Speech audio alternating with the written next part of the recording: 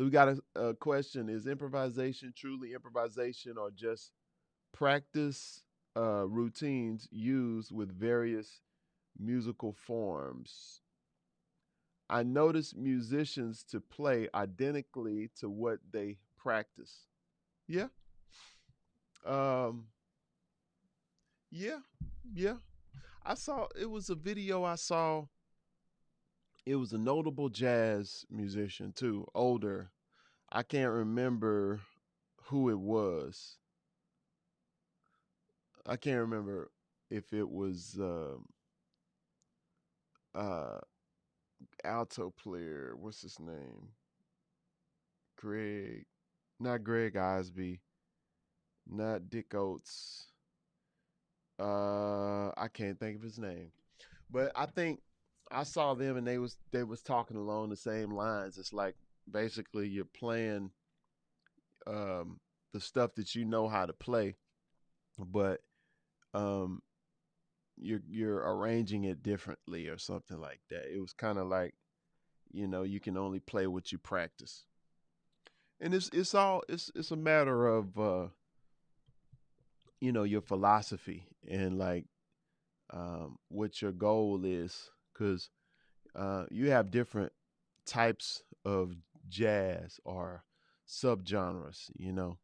You got people who are into bebop. You got people who are into more free jazz.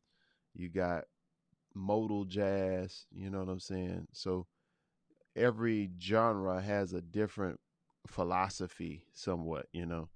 Or what's the word I'm trying to think about? Intent. So like in free jazz, it's like you're purposely trying to play something different and just spontaneous, you know, in the moment, more playing around with sounds. Um, and even like you think about avant-garde, where you just hear noise or random stuff, keys dropping on the floor and honking on the horn, and like just just playing whatever. Or you got more smooth jazz, where it is exactly programmed, where you're not improvising as much as all at all, but you're just playing the melody and just trying to be vocal. So every genre, every style has its own particular idiosyncrasies. Let's see. Let's see if I got this on. I wanted to work on something, y'all. I just thought about it when I came on here. Some of these that I do are kind of spontaneous. What's up? Let me know who you are and where you are. And oh, that's right. That's right. Y'all are hip. Y'all know Gary Bartz. Yeah, that's right. I think it was Gary Bartz. I think it might have been somebody else, but yeah, y'all hip. Y'all already know. But yeah, it's the arrangement of changes um really exposes you. That's why one of the things that I wanted to go over tonight that I thought about was putting stuff in different keys. And I believe last week I did a um a session where I was playing this 2-5-1 lick in different keys. I think that was the last that was the last in the shed session I did. I did that uh in different keys. And so, oh, what up, Benjamin? How you doing, bro? From Phoenix, Arizona. Appreciate that for letting us know. But yeah, you kind of limit yourself if you don't have any vocabulary in other keys and other um, changes that you're not used to playing in as frequent. You know, good to hear, bro.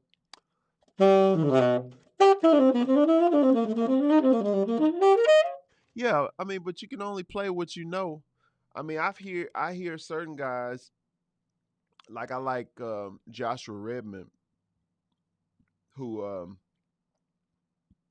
I mean he seems so free when he plays. He sounds like he can just play whatever he wants to play, and his style and like I learned a lot of him coming up, um, and but I didn't come from the same school of of of thought, to a certain degree, because something he understands and something he practiced, or a teacher that he had. His dad, of course, was Dewey Redman. He was like around here in Fort Worth, Dallas area, um, and so, but that was encouraging to find out, you know. But Joshua, he went to the West Coast, or actually to no, he was over there in Boston. And so what they got over there, um, I forget who their teacher was, but it's something that they got to where the way that they approach chord changes, it was always like forward moving, like melodic. I remember when I asked him years back when I was in high school and I saw him, I asked him like, what scales do you use to play over chord changes or something like that? And so he said it's not so much about scales, but it's about hearing melodies. And so I think that right there will really free you up, because when you can create melodies over changes, and basically play whatever you're hearing, then it's like, it's one of those things like telling a story, or somebody giving you a topic and having you to freestyle on it, where it's a new topic that you probably haven't thought about in a while, or you might have not thought about at all.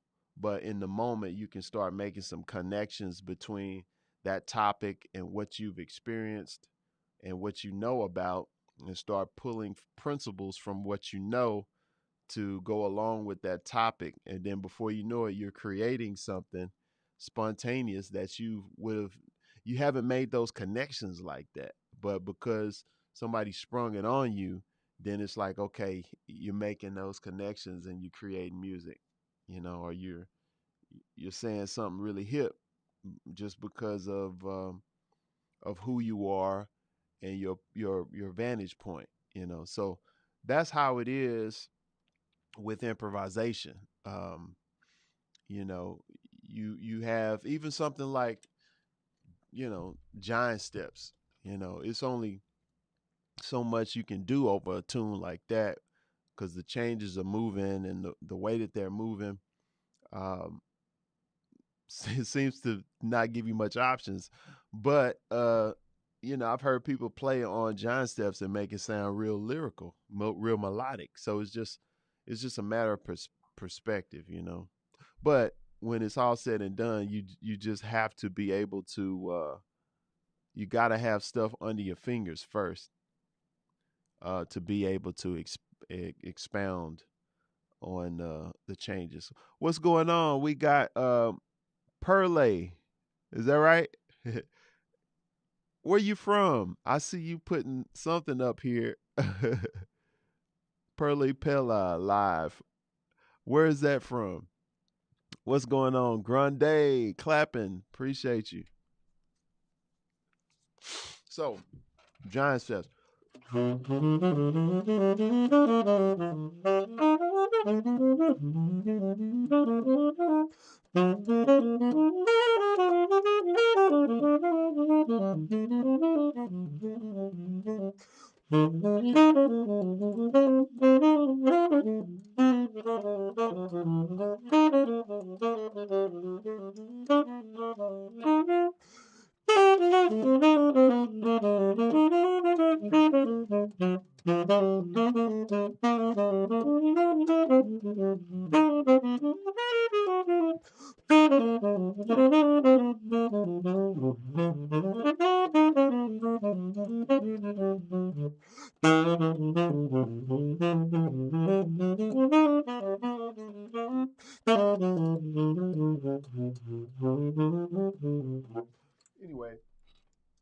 I want to play alto.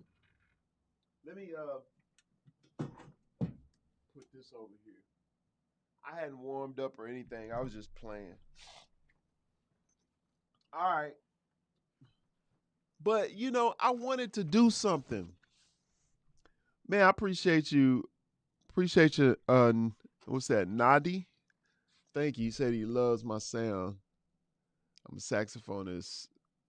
Recife in Bahia, right? Recife in Bahia. My teacher, you had a song called Recife in Bahia. Dee da da da da da da da da dee da dee da dee. Yeah, Brazil, because he went to Brazil and wrote a song while he was out there.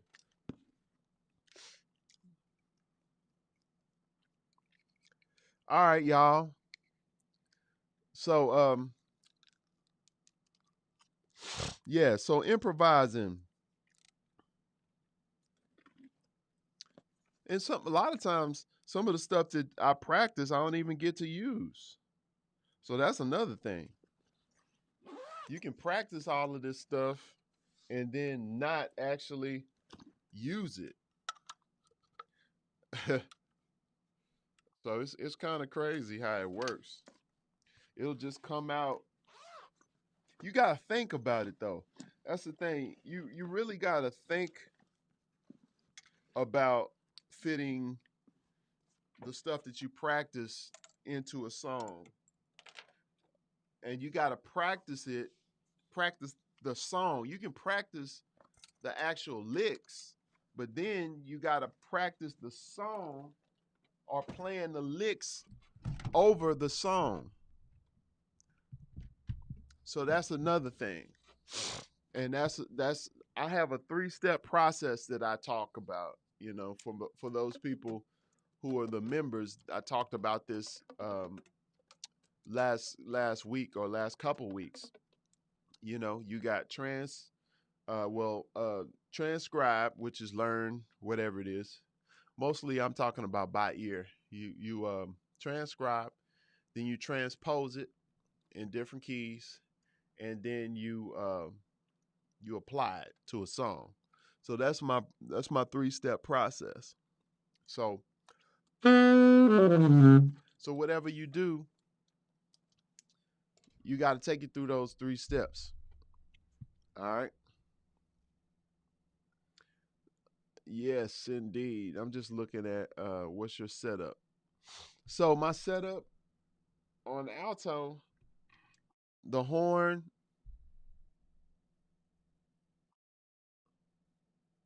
What's going on, Raphael? What's happening? We got some people from Brazil. Sergio, what's happening? Yes, indeed. Obrigada. Obrigada. So yeah, so we have on alto, I'm playing a Meyer number 7, and then I got what's this? I think I got a Diodario reed. And then I have my super stack ligature, um, and this is a Okra's horn.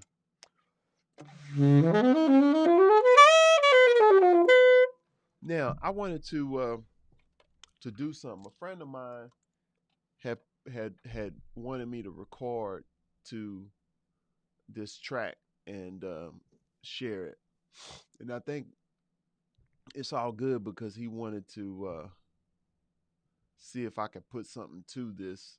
It was like a challenge. I hadn't had time to get to it, so I could start the process right now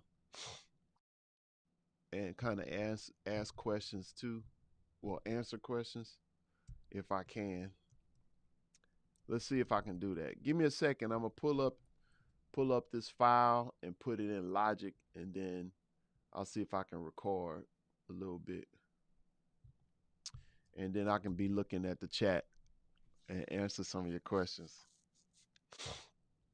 All right. Okay, somebody said, how about an example of maintaining a theme during an improv? Oh man. Okay. All right. Do you think transcription is crucial? Definitely it is. Otherwise, you won't have no vocabulary. It's kind of like the equivalent of reading books or listening to books. Like, we always got to be learning and get out of our head because you want other perspectives just so that you can learn how other people are thinking. Get more perspective. It'll enhance yours. So that's true of reading, and it's true also of expanding your vocabulary on your instrument. So it's very crucial.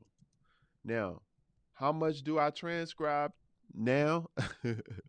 I don't transcribe that much now just because my schedule and my time, I'm focusing on a lot of other stuff. Uh, but for you,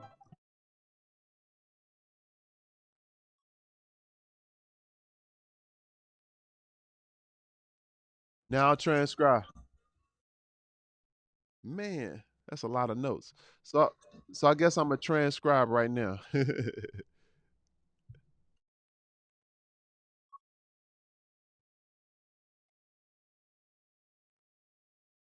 That's a lot of stuff.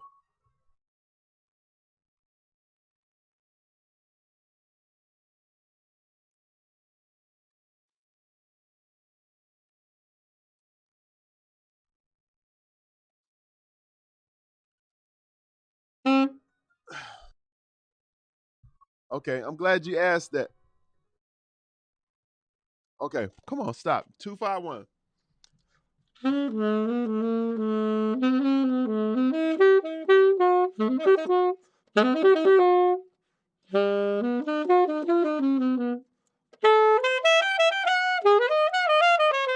Something like that.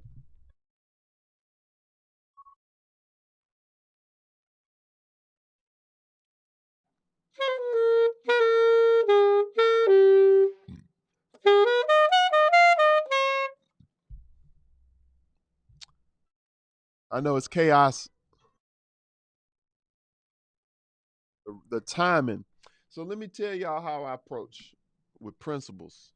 I see that what I think about first, the rhythm is is it's a lot of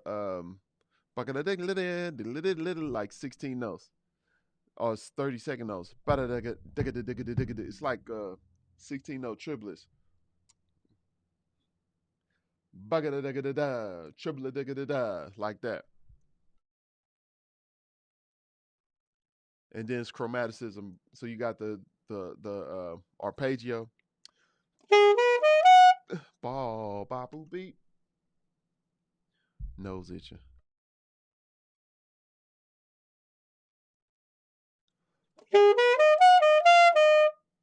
Bobble do beetle da da.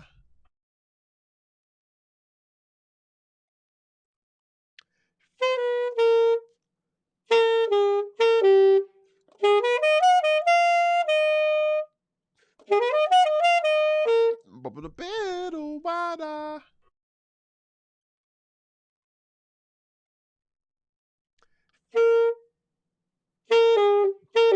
Bubba bubba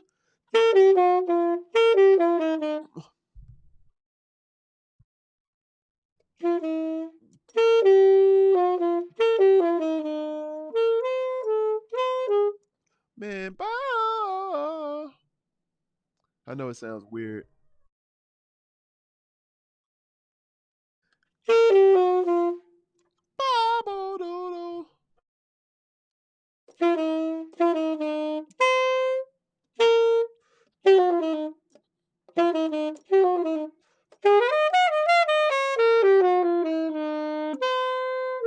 Something like that.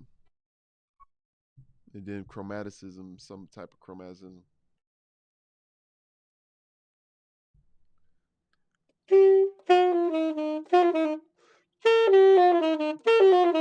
you got to stop right at the point where you don't need to hear anything else so that you can capture that sound.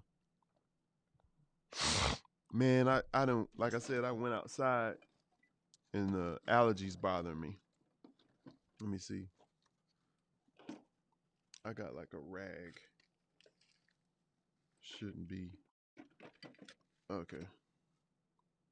Excuse me. But excuse me. So, oh, there we go. I got some. I got like a little napkin. Sorry about that. So, let's see.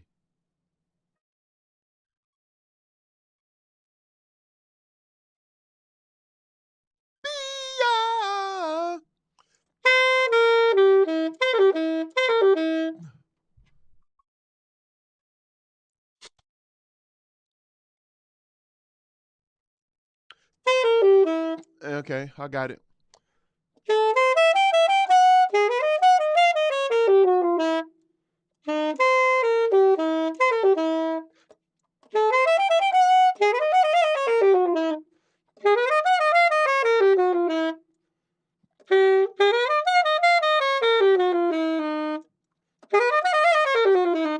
There we go.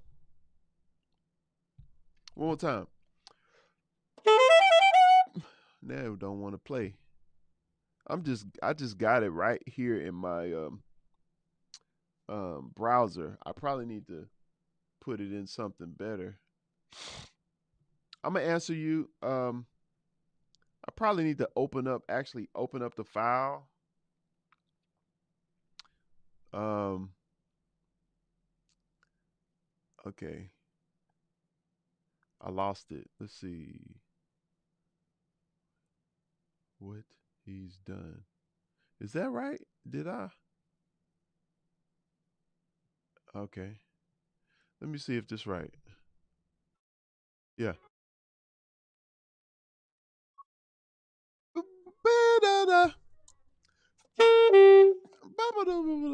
Something like that.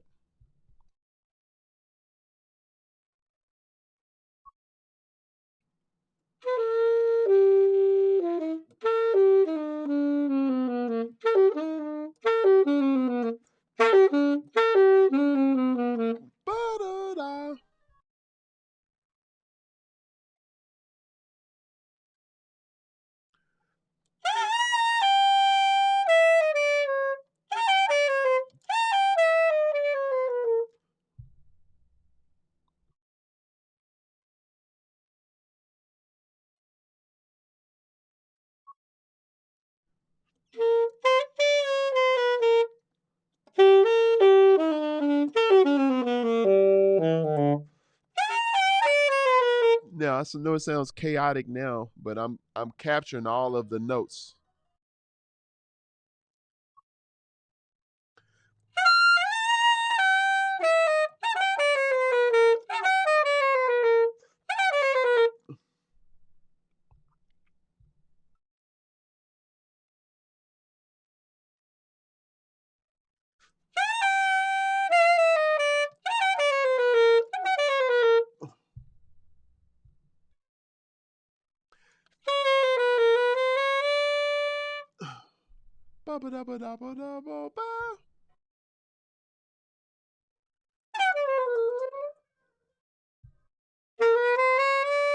Let me see.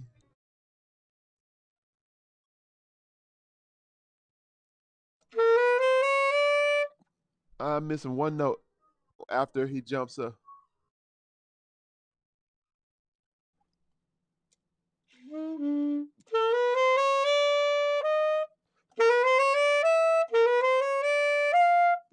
Bah.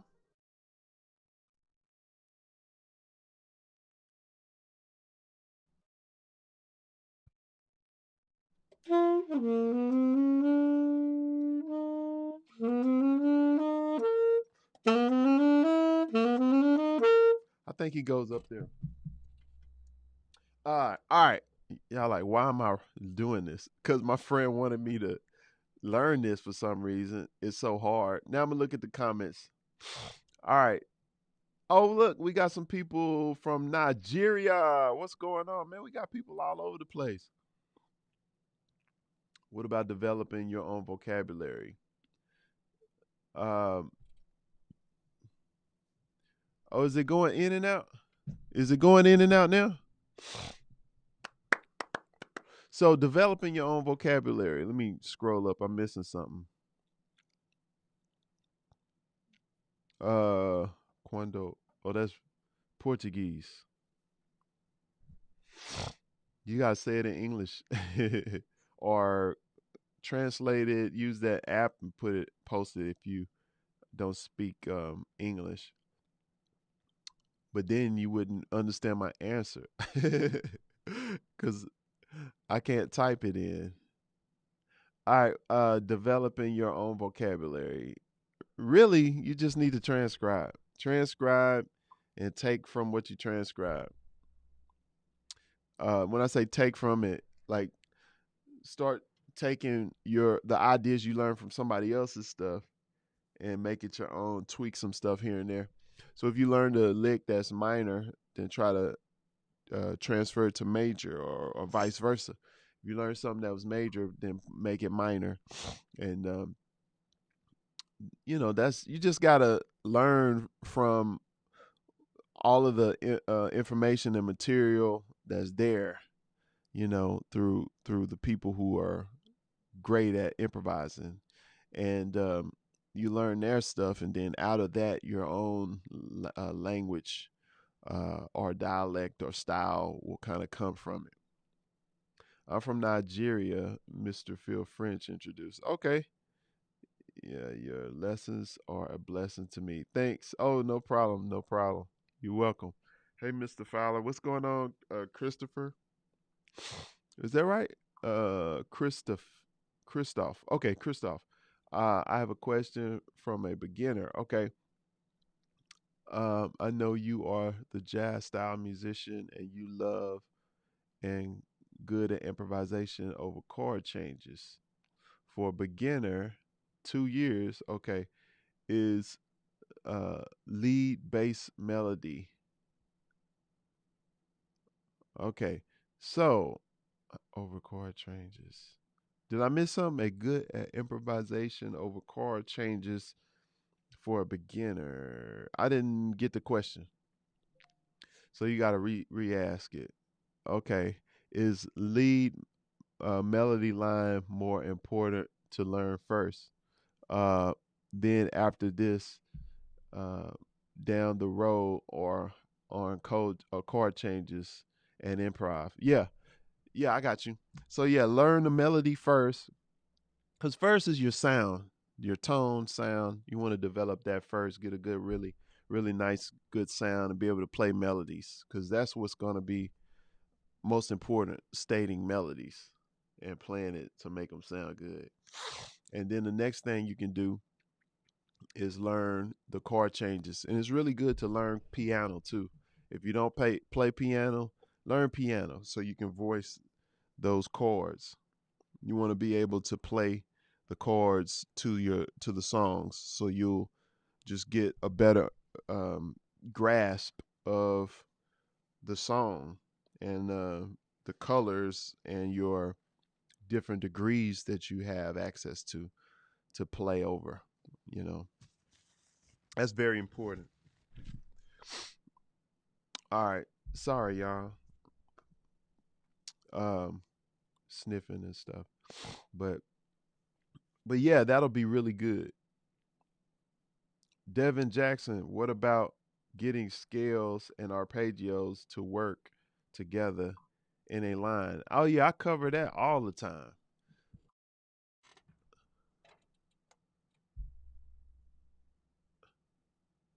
Oh, Sergio.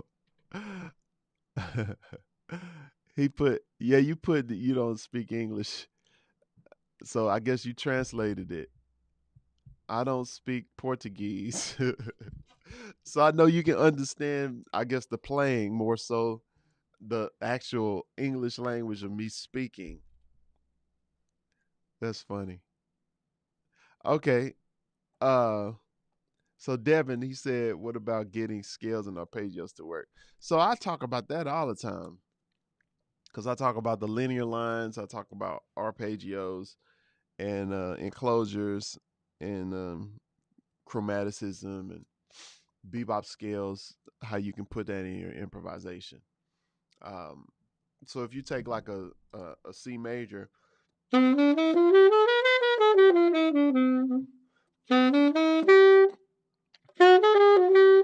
so if you take a line like that, you got so right there. That's like a B. Well, let's call it. I call this a linear line because I'm moving stepwise. That's a scale. It's a Lydian scale. But then when I get here, I'm actually doing a an enclosure on the five. Here's the five. That's the five. That's G. So I'm going,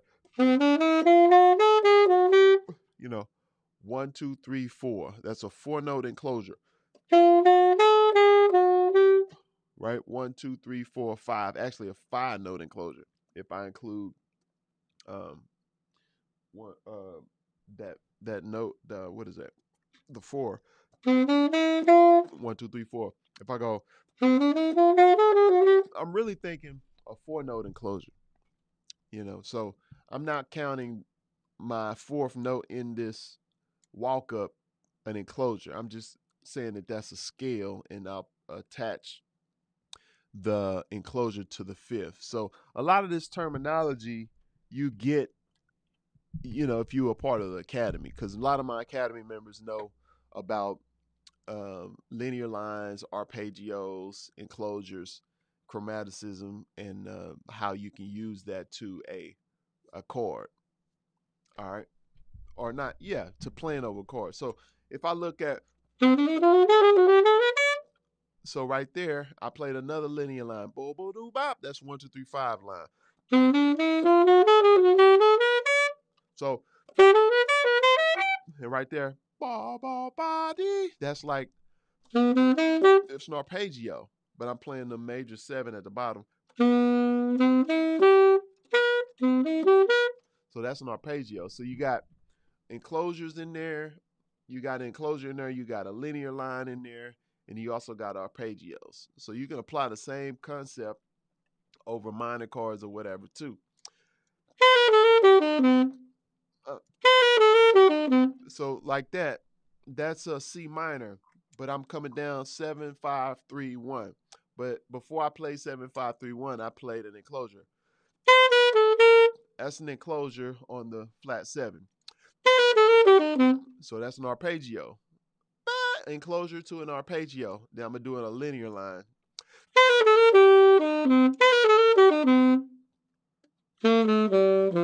Let's just go down like that. So that's the scale.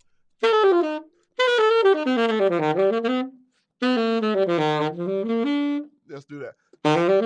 That's 1, 2, 3, 5, 7.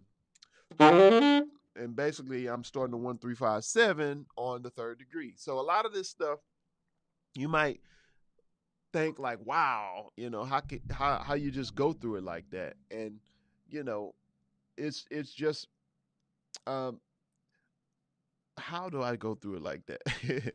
It's just, I guess it's once you break it down, like a lot of the stuff I teach in my lessons. If you're taking some private lessons with me, I go over how you can apply these things. But first, you got to know all your skills. You got to know your modes. You got to know your arpeggios through the modes. So you got to start with.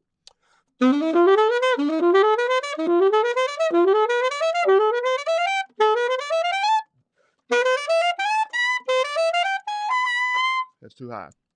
But anyway, you got to go through stuff like that and play.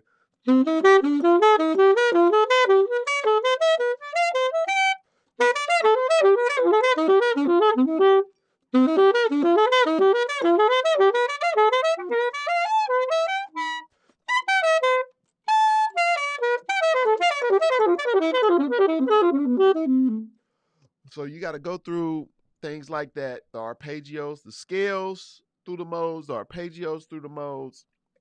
And then when you look at a chord in particular, look at the different degrees from the first degree, third degree, fifth degree, and the seventh degree. So,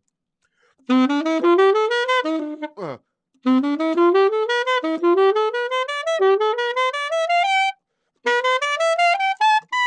so that's 1, 3, 5, 7. So that's 1, 3. Still in the same mode, but I'm just starting on the third degree. Fifth degree. All right. Seventh degree. All right. Now, each degree is a certain chord quality. All right. So I can play over a G major 7, I'm sorry, a C major 7 chord, and I have these different degrees at my disposal. I didn't think about turning this on, so it probably, oh, it's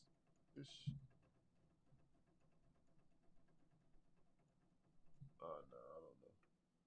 What's showing?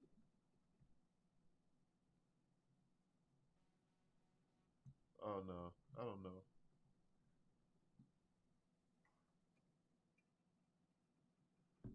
I'm showing a signal, but what?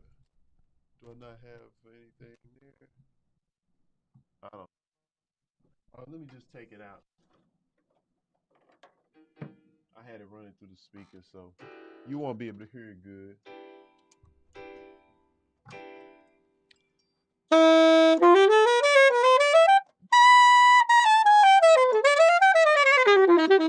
So you can really have a field day on playing over one chord once you know all your modes. All right. But yeah, that's a I mean that's an easy one. But the application of it, you just have to take the arpeggios or scales, and you got to play the different degrees off of, so if it's C major, think about, oh, I was going to say, um the third degree is the Phrygian mode, the fifth degree is the Mixolydian, seventh degree is the Locrian. Those are not really important, but you need to know at least um the qualities from the standpoint. You got minor, you got major, and then you got half diminished in terms of the third degree, the fifth degree, and the seventh degree. So that's the first degree. But if you go to the third, that's half diminished too. That's the Phrygian. So you got a minor. So minor 7. If you play the arpeggio, if you go to the seventh degree, that's a half diminished too. So you got, so that sound is on the third and seventh degree. So I played the scale on those different degrees.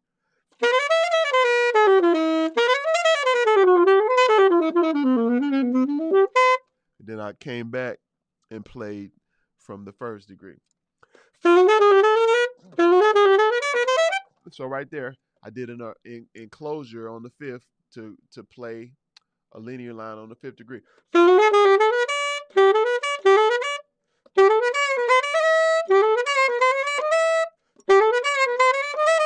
And that's chromaticism from the 1 up to the 3. Back down to the 1.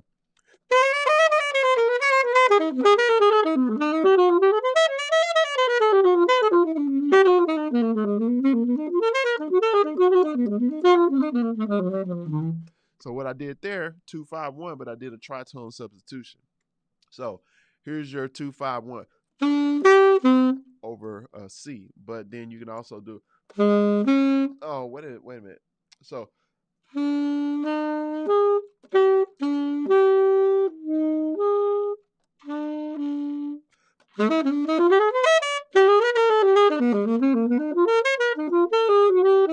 yeah, that's right. So yeah, that's a tritone substitution. That's just an augmented fourth away. So if I look at B minor 7 to E7 to A major on here on the alto on piano. It'll be D minor 7 to G7, then A flat minor 7 to D flat 7, and then resolving it on the C. So that's a little advanced, but yeah, it's like so many things that you can do based on the scales and arpeggios. Um, Especially once you got them down, start putting them in the different uh, degrees, the modes. All right. All right. So thanks, Mr. Fowler. Appreciate the simple answer. Clear. My wife is learning piano and we practice together. So I am grateful I am hearing the chord color. Awesome. That's awesome. You and your wife working together, practicing together. That's cool. My wife don't want to practice no more. She don't want to play. She used to play flute. Now she's, she's a mother. Yeah, she got some time off. But yeah, she wouldn't practice with me. No problem. Heard some of your smooth jazz stuff in the academy. Have any ideas on arpeggiating a major or minor pentatonic scale? Sounds like that's what you were doing. A minor also arpeggiating a pentatonic scale. What you mean? Because a pentatonic scale is a pentatonic scale, but if you're gonna play on arpeggio, you can't really arpeggiate a pentatonic scale. Let me see.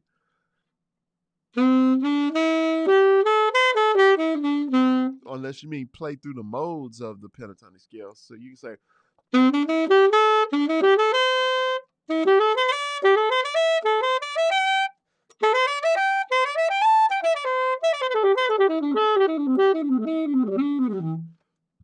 So you can do that because if you're playing arpeggios, they're just arpeggios. You don't have pentatonic arpeggios.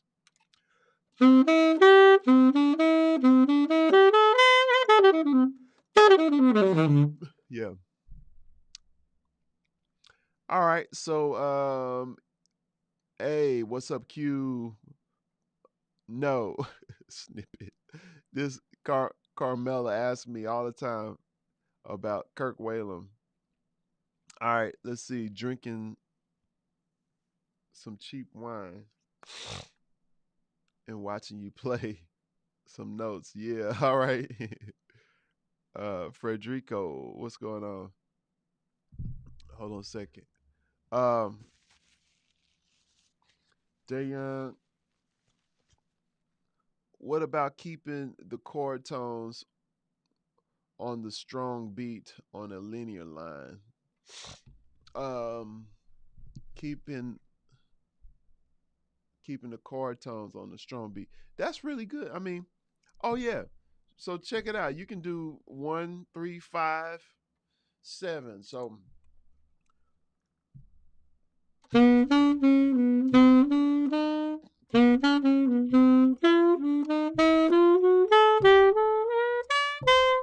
if you think about something like that. No, I played the sharp 11. So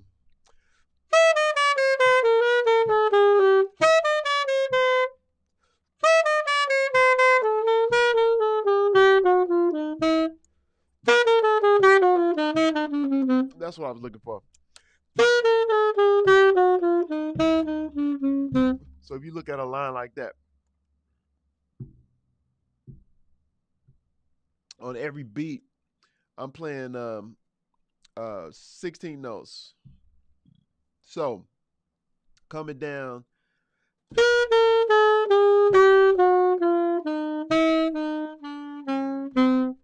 That's 7-3. I'm 7-5-3-1.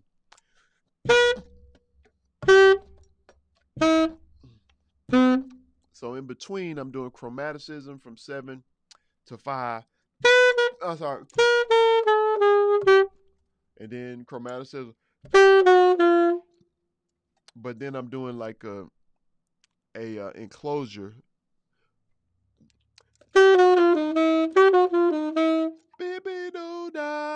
Going below and going back up to hit the third. And then from 3 to 1 is chromatic, just like 7 to 5. So usually you can go chromatic from 7 to 5 or 5 up to 7. And you can go chromatic from 3 to 1 or 1 up to 3. You know, like that. So you can say,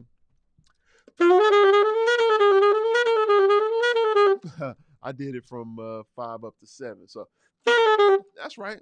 I did that right.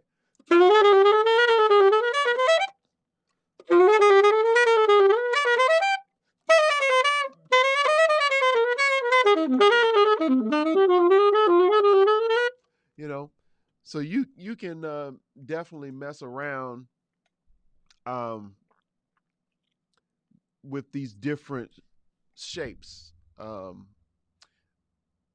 just try to put on the strong beats, a chord tone 1 3 5 7. So you can build a line,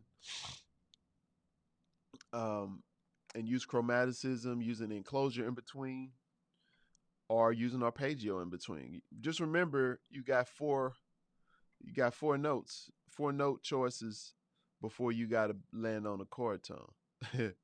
So instead of going chromaticism, I could go arpeggio. That's wider, so I cover more ground. So so that would put me back. The closest thing to land on would be the 7. So I say right there. So when you do the arpeggio, right? Or so you can do a linear line. I call that a linear line. So 1 2 3 5. Or you can just go. You can go up without putting a third at the end. You can do that too. But that's basic. Or you can change it. So right there, I went from 7 to 5. All right. Right there, I did an enclosure that landed me on the 6th degree. Right there, I can say. So that's another one.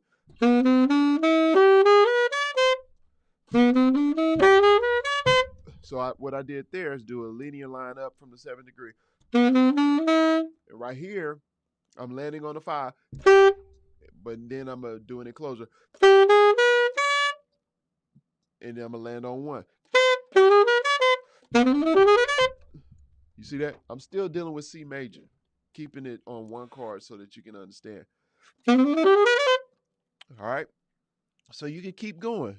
1 eana, 2 eana, 3. So 1 2 3 4, 1 eana, 2 eana, 3. Now at that point, what did I do? I did a linear line, and then I said an enclosure.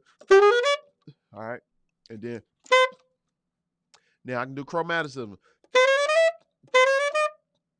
All right, let's go all the way up to the third.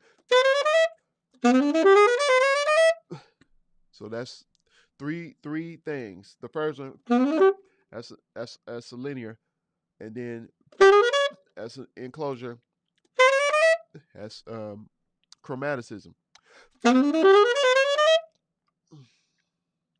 So if you want, you can come back down. You know, 1 eana, 2 eana, 3 eana, 4 eana, 1.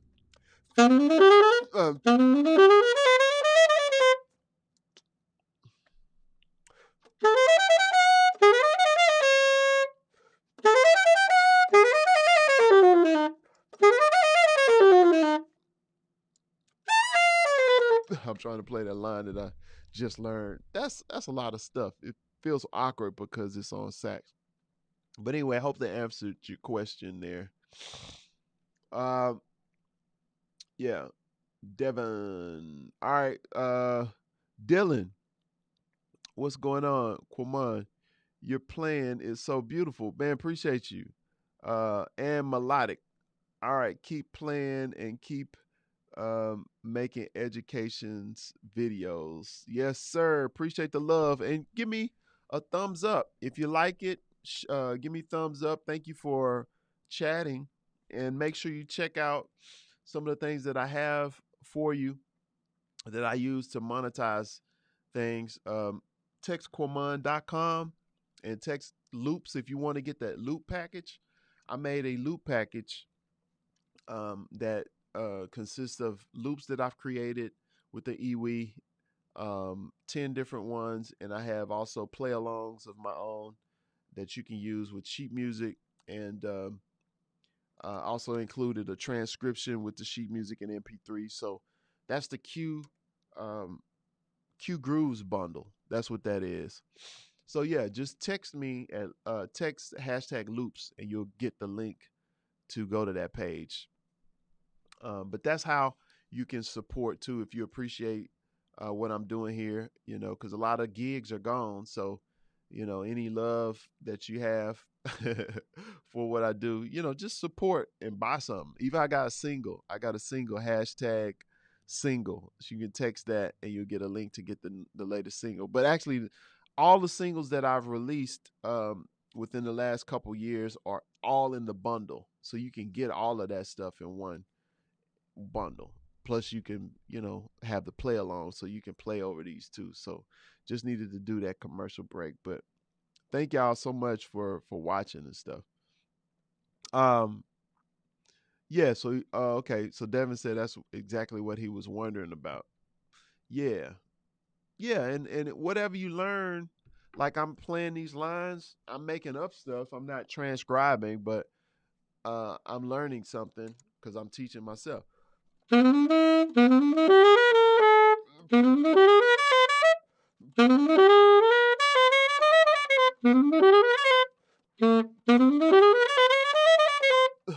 So right there, if I take that line and apply it through the steps, I would take it and start putting it in different keys. But let me get this first key right. Uh,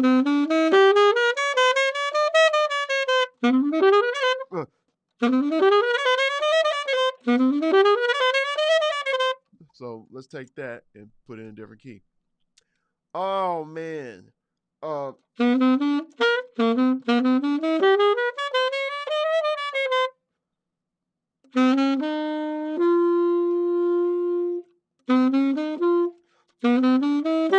I gotta jump.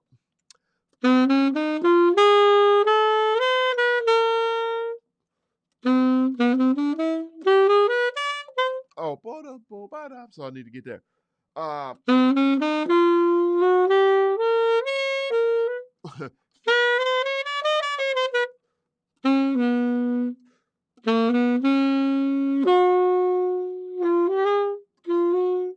Man, I gotta work on that one. That line right there is getting me.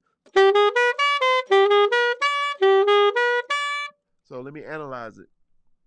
Use my own principles to apply to transposing this stuff. So what I'll do first, I know it's going to be on the fifth, but I got to think about this line. So that line itself is like, if I'm thinking about that shape in particular, I got a half step up, a minor third, and another half step. Another minor third. That's just a diminished arpeggio with the half step below the first note. Then go down a whole step. So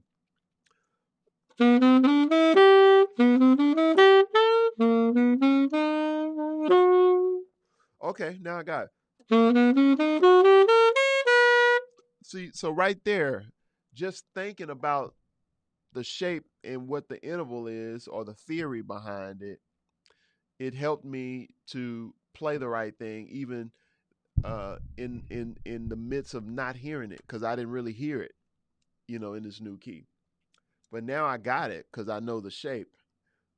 because I go to the fifth and play a half step, and then at that point, half step up, and then at that point, I just play a diminished arpeggio.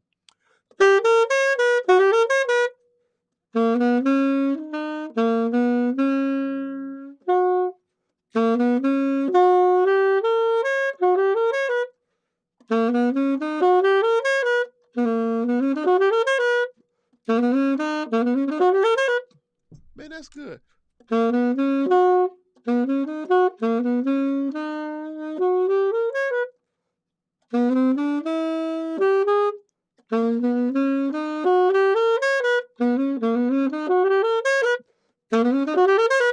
I like that lick now. Um,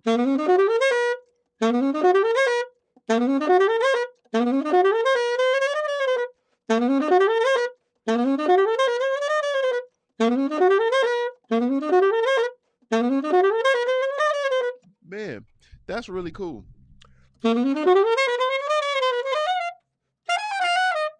That's another enclosure.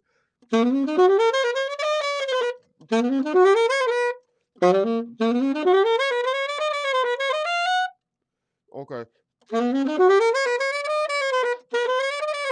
Got to get my ring finger in there.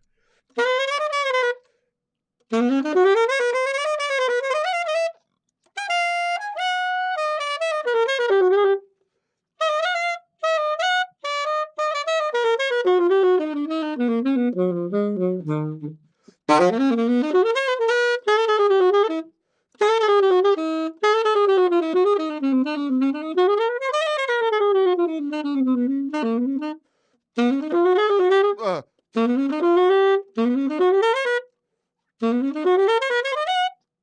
oh, I did. I did a 1, 2, 3, 5. Or instead of doing.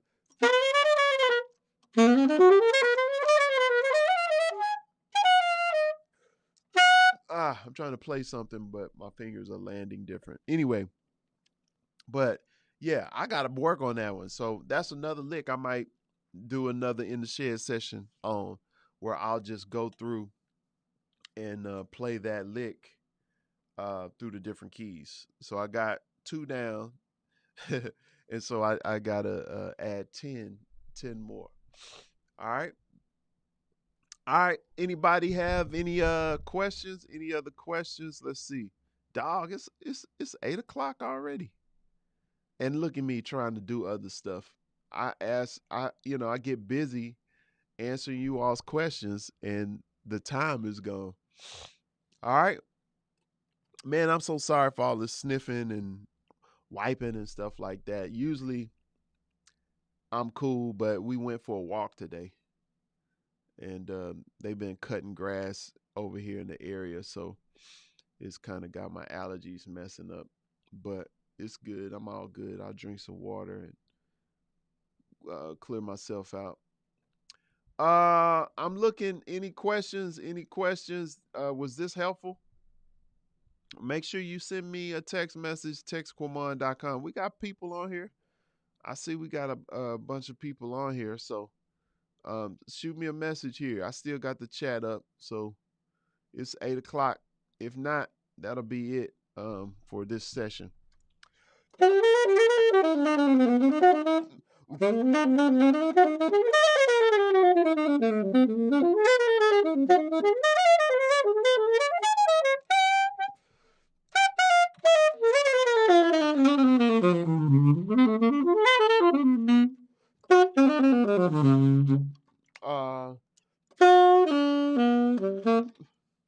I can't play that. It'll mess up my stream. I'll have to pay for playing the tune.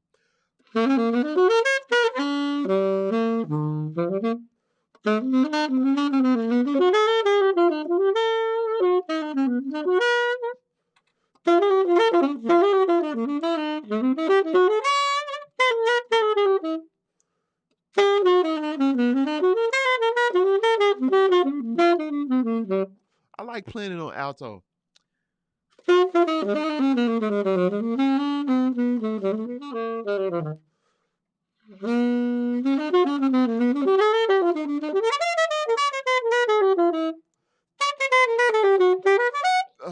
me see, because I kind of space.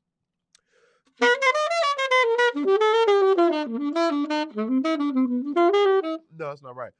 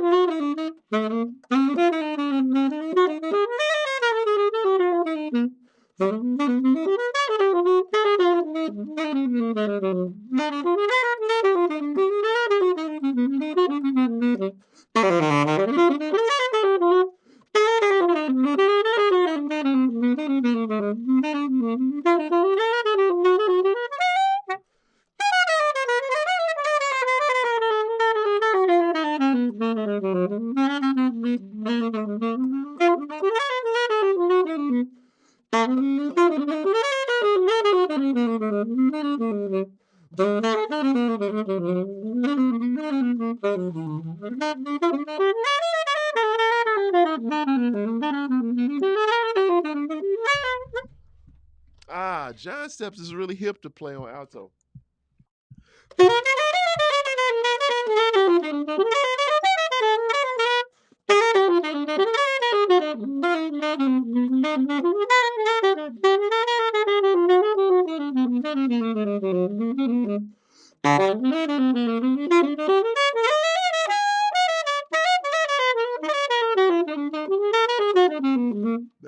I was wrong there.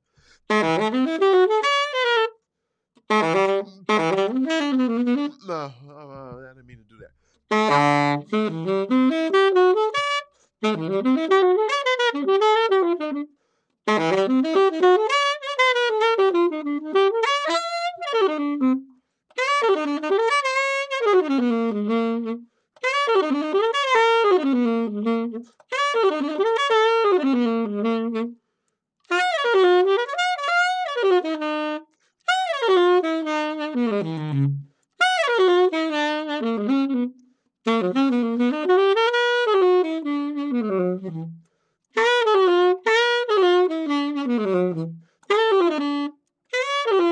Uh,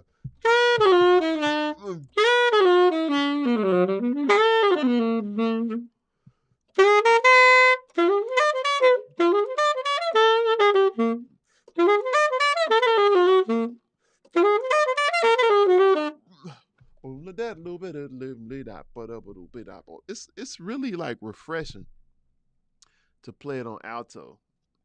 It's really cool. All right, all right, y'all. Somebody definitely a bebop feel to how you approach uh line creation. Yeah, definitely. I love it. I enjoy bebop. What is the importance of tension and resolution in your improvisation? What is the importance? Yeah, I like it because it makes your playing soloing more engaging. Um, so it just depends on how you feel and what's the song and the emotion you want to evoke. And so the more tension you can add or set people up where you're giving them something to chew on or to digest, and then you add some things that would alter the chords to where you're adding some tension, um, then you can resolve it, you know. But it's all about you being familiar with the chords, of course, and also familiar with other options that you can do, that you can use to make your solo, excuse me, your soloing more interesting. Yeah, there are moments when I need Kenny Garrett. When I hear Kenny Garrett, yeah, yeah, yeah, yeah, yeah, yeah. He's definitely phenomenal example of using those tension and release and playing out. Do you hear any? Do you have any tips on how to get a brighter tone? Really, that's all about. I would think gear like mouthpiece. You can do like a Claude Lakey. That's pretty bright. Their stuff is bright. Or get a metal mouthpiece. That'll get you a more edgy tone. But it's more so the mouthpiece thing. How to practice and articulation.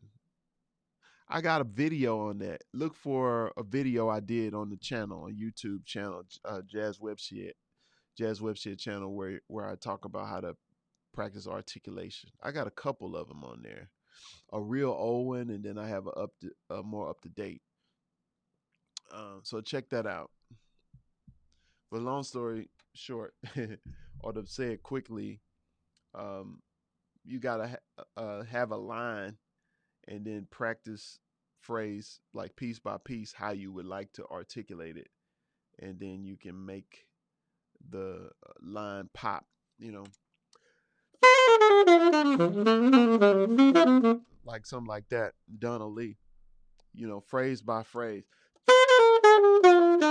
That's not the right key.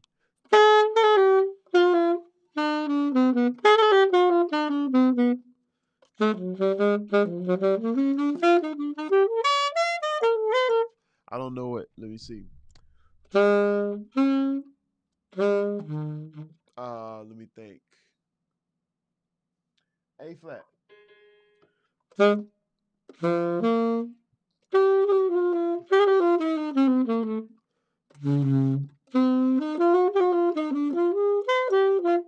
So yeah, you got to practice something like that.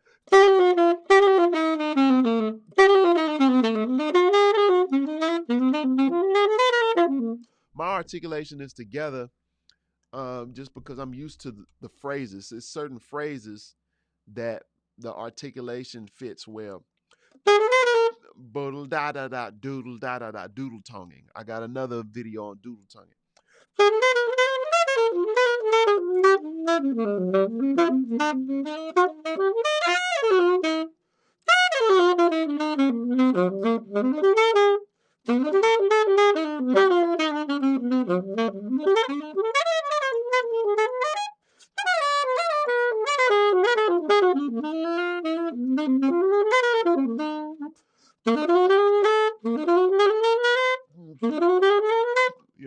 So you just got to work on certain phrases and certain ideas, and then start trying to piece your lines together to where you can fit the whole thing together. But I listened to a lot of Johnny Griffin earlier on, and a lot of Cannonball Adderley, and I mimicked their stuff. Sonny Stitt, of course, but Sonny Rollins too. And I just learned how they were connecting their lines and putting that articulation in there, the tonguing and stuff like that. And so that really helped me to be able to get my articulation together. Yeah. I'm gonna play something smooth like a gospel tune. Um, if I play a tune though, it's got to be something that's old, so it won't pick up on the ID, the content ID. Is Great Is Thy Faithfulness real old? It's old enough.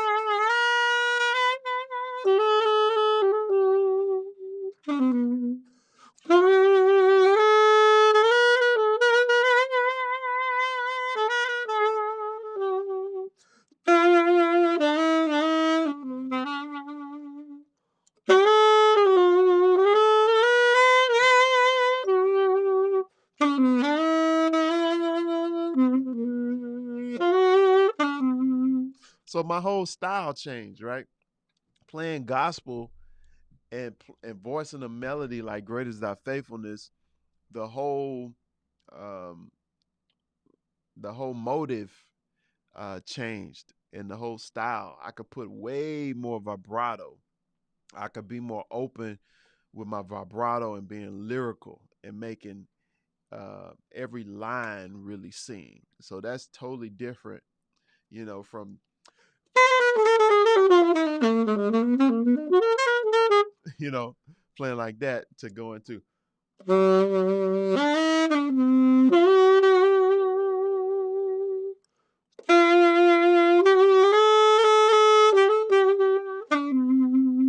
you know I'm playing real lyrical, and I'm adding a lot of gliss, and I'm thinking about my crescendoing and decrescendoing and ornamentation and stuff like that. But I love playing. I love playing gospel. I love playing groove. Stuff. I love playing bebop. All of those elements. I like to pull from those different worlds because every genre has its own philosophy and motive and intention. You know what I'm saying? So when you want to explore more things intellectually, you can do that with a platform or a canvas, in jazz. And then even in jazz, you got different types of songs where you got modal songs where it's more pedal oriented, where you got a drone. Let me see what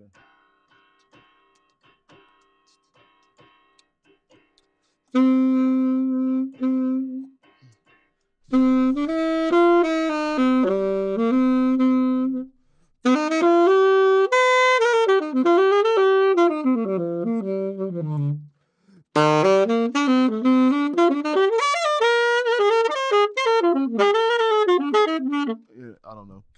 It just depends. I can go anywhere when you got a drone. When you got a is that right? That's what they call it, right? Dum pedal point. Let's say pedal point. But yeah, you can just really take it anywhere. But if you're playing a gospel tune, you got to be more vocal and you got to be more lyrical, and it's all about um, singing. Sounding like a singer. All right, I gave y'all a lot. What do you think of Jackie McLean? I like him. Yeah, I like his stuff. What solos would you recommend for better vocabulary? Oh, check out. I know. Check out Oscar. Check out Sonny Stitt. Sonny Stitt stuff. Sonny Stitt, definitely. You can't go wrong. Hey, bro, Daryl, what up, my man? That's the gospel saxophonist, smooth jazz. What you call? What's your tag? Smooth jazz. Check out my man Daryl Merrill. He's on here checking stuff out. Any idea what is parapentatonic? I don't know. I don't know what parapentatonic is.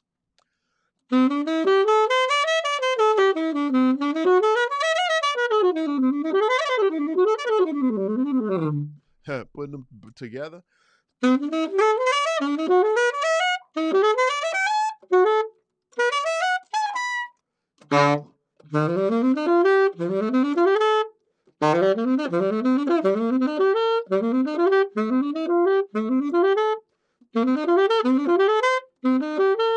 I don't know what parapentatonic is.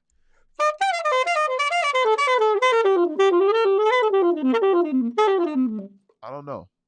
I'm just messing around. What would you recommend to the melodic player? What would you recommend to the melodic player to be a more melodic player? I guess. All right, to be a more melodic player, man, I don't know. You got to give me like a point of reference. to add to what we play to mix it up more. So for you, Daryl, I hear you because I know you and I've heard your playing. I love what you share, bro. Thanks. Uh, to do much. Oh, so much. Okay, sometimes people put typos, but I got you. Appreciate you so much, Corey. And once again, I do have stuff that I use to help monetize things while there's no gig. So if you want to support, definitely check out. The latest thing is the Q Grooves bundle, and it's got play alongs that I've created from my albums, popular songs from my albums. Also, I have my loops, some loops that I created that you can use in your own productions that I created with the iwi. It's 10 of those, 10 play alongs, and also one transcription with the MP3 and sheet music for it. That's all together in the Q Grooves Bundle Volume 1. So just text Quamon.com, just text hashtag loops, and you'll get that link. Yeah, just text hashtag loops. So, Daryl, um,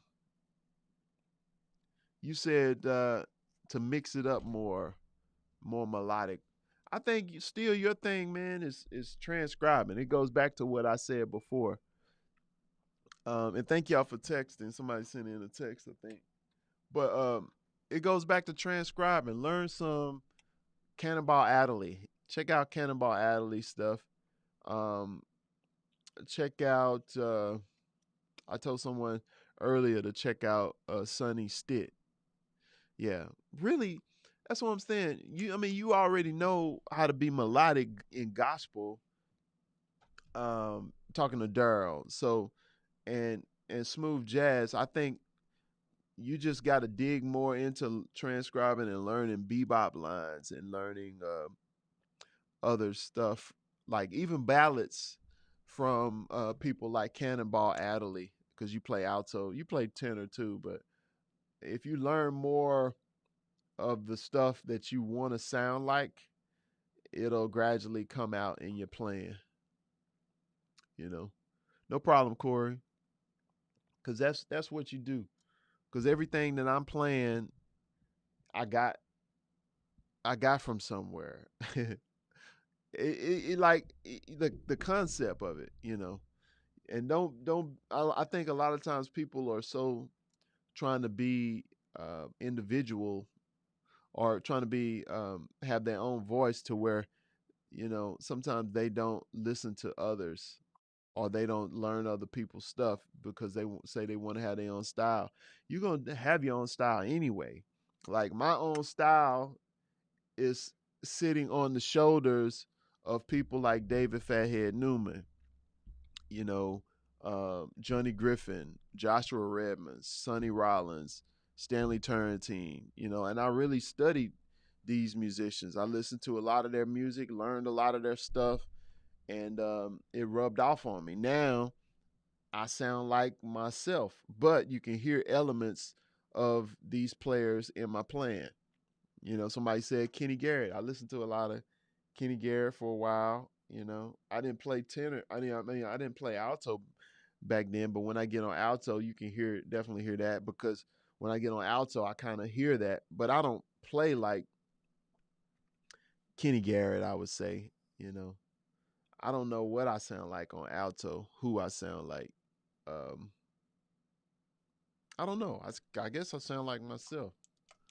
But but yeah, the more you learn, just I think if you just get out of your own head and your own stuff, your own language, and you just kind of explore other people's language, then that's where you'll start crafting this stuff, your lines and your stuff better. Because I hear you, when you play over stuff, I can hear you trying to do the bebop or trying to play other other things, but it's like it's like babies, a baby trying to speak. They're trying and you can hear what they're doing, but it's not quite there yet. But it's okay because you're reaching, you're stretching. Like I can hear your articulation, I can hear you're trying to stretch out, but like harmonically, you need to be more in depth or have a bit more knowledge of the modes. Like, I don't know if you was on here earlier, but earlier I was talking about how you can play scales and arpeggios through the different degrees. So you can take each degree. So if it's C major, you can play over it like it's E minor or half diminished. You can play over it like it's G7. You can play over it like it's a B Locrian or half diminished. And don't let the terms intimidate you. You just got to get the feel of it in terms of how it feels under your fingers, because you can play some of the same things that but play it on a different degree. Don't just think when you have a C minor vamp, you just think in C minor pentatonic. No, don't think that. Think E flat major, or think G minor. So purposely put yourself on a different degree and start playing over it from that point. You can always default to whatever you hear and then whatever you feel naturally, but if you want to stretch out, you can first think about the different degrees of that chord. And in terms of being melodic, um, it just depends on the type of style you're playing. I think you could easily do it on a format that you're used to, like a groove format or something that's smooth or gospel style. But once you start getting into jazz, then it's a different palette. It's a different canvas that you really got to understand the theory of it. But once again, the more you dive into learning it, the more it can even enhance your primary genre. So let's see.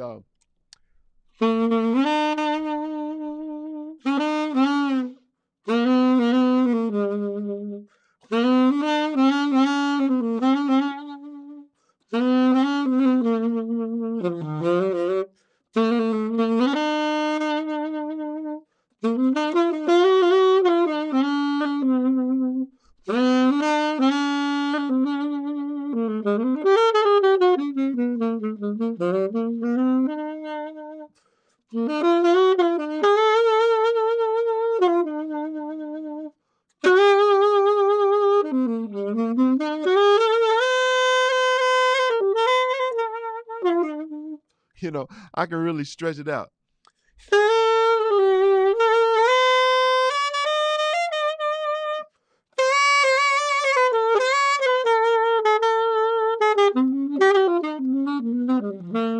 My bebop.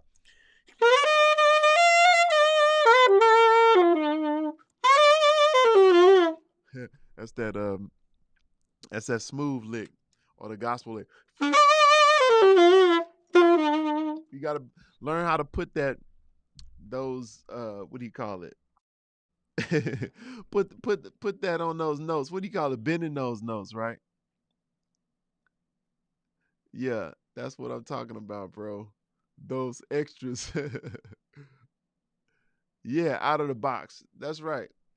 Yeah, but you gotta have the knowledge. You gotta have, and not just the knowledge. You gotta have it under your fingers, right? Uh, what's another one?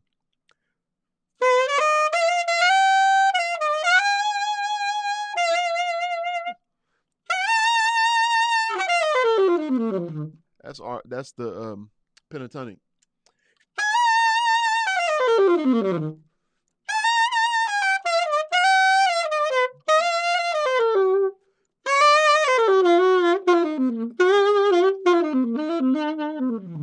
So yeah, it just depends, because usually you imitate a singer on something like that.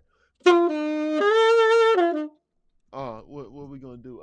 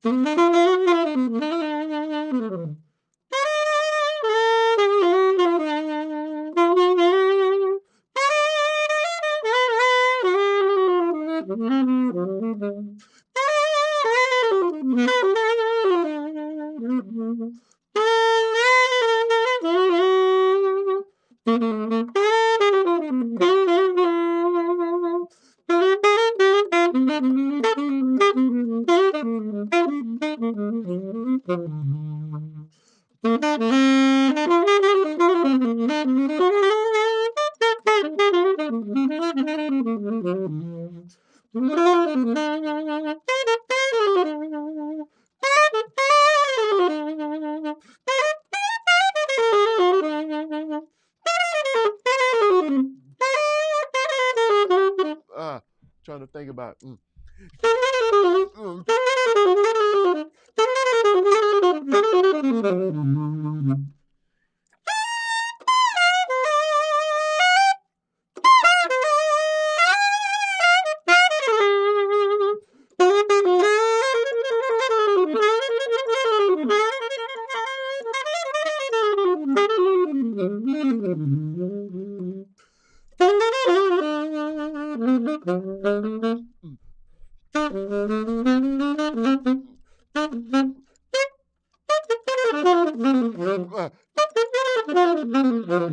Anyway.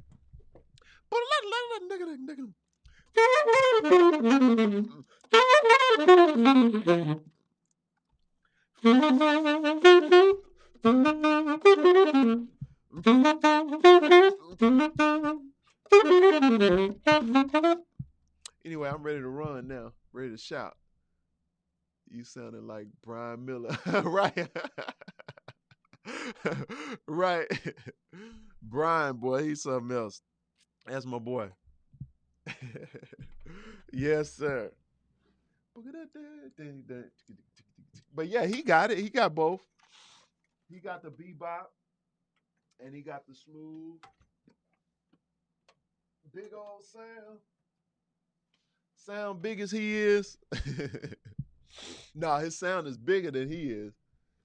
But that's my boy. All right, y'all. I think I've had some fun. Y'all have had some fun. Did you have some fun? Give it a like. Give me a thumbs up. Let everybody know that this channel is out there. Leave me what? Y'all already subscribed, right? You already subscribed. So tell other people about it. And definitely get some of the stuff that I offer for you. Remember, the Q Grooves bundle is the latest thing that I've been promoting. And you can definitely snatch it up. The link is actually just text me. Text Quamon.com. TEXTQUAMON. I put it in the description there. So you should be able to click it. If you're on YouTube, you can click it.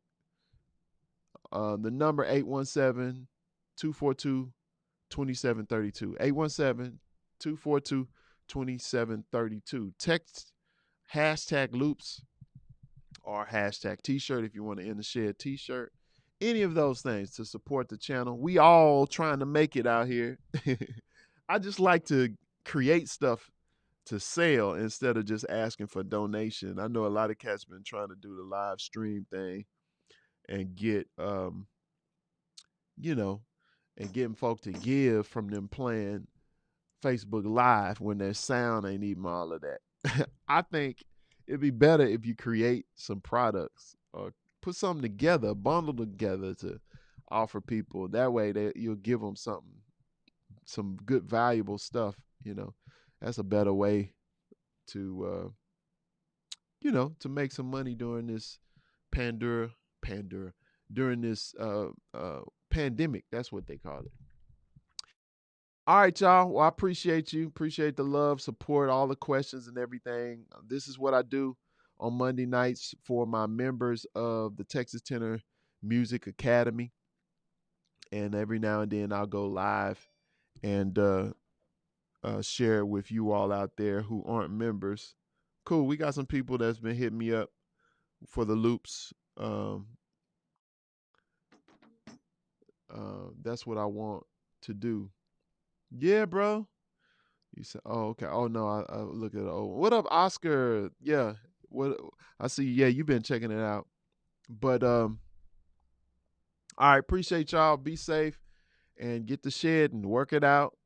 And hit me up anytime. You know, I love to help however I can, from the standpoint of improving yourself on your instrument and giving you good content and stuff, inspiring you so you can go out and do the same things, create your own music, and you know, create a YouTube channel and share some of the stuff that you learn on here. All right. All right, good people. Much love to y'all out there, and we will see you another time on another one. All right. Peace.